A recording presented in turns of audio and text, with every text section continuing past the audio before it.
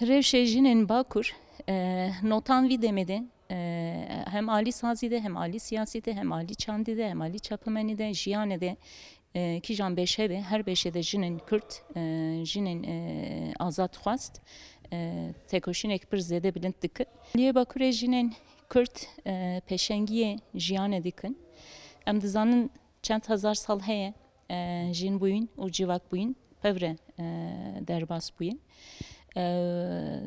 Dahan salan jî jinên Kürt peşengtiye baş çêdikî alî Bakur.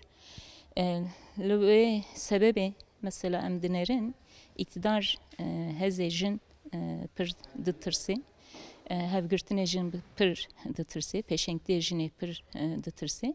Ji bo wî her tim sermede belkî tê ama tekoşînê jin li wê kêm nabe, zêdetir bilind dibe.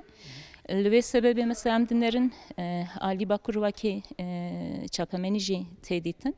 Hema belkî her hefteyê her meh operasyonek mezin ser peşengtiyê jin çê dikin. Ser tevgera jinên azad çê dikin.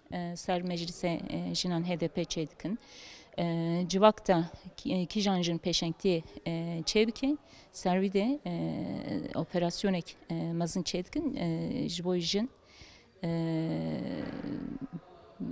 bo jin irade wan kêm bikin ama jin jî sonda xwe xwariye zat peşengtiye jin dikin, peşengtiye civakê çê dikin, operasyonek darxistin. Ji bo wî sebebê em dinerin yani ew çi bikin irade jin nikarin bişkînin. Tekoşîn ama her tim diçe zêdetir dibe, bilind dibe. Rihê jinên jiyan azadî em vega dibînin Alî Rojhilatê ser jina Amînê Çawa bilind bû. Vega em bêjin wek jinê Kurdistan jiyana wan da felsefeya wan jin jiyan azadî artık bûye internasyonalîst. Yani helbet wekî heyan niha helbet yani dijminantiyek û em dikarin bêjin zordestiyek li ser jina Kurd heye ji ber ku hestê xwe, ramanê xwe, zimanê xwe nikare bijî. Ev ya dema meriv vî bifikire ev zilmek e.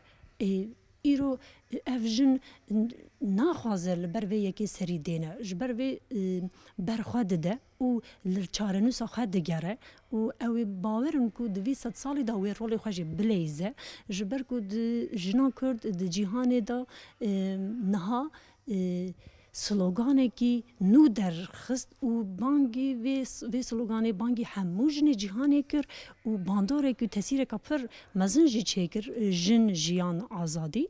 Her wiha jinê Kurd îro li Bakur jê dixwaze bi vê sloganê heman demê de azadiya jin, heman demê de azadiya gel û di heman demê de vêya bi rêya yekîtiyê bike. Niha divê meriv vî jî bifikire em dibêjin wek jin çawa ku dayîkek, çawa ku jinek dikare malekî çê bike, dikare hêlînekî çê bike, di vê hêlînê de dikare zarokê xwe biparêze, malbata xwe biparêze.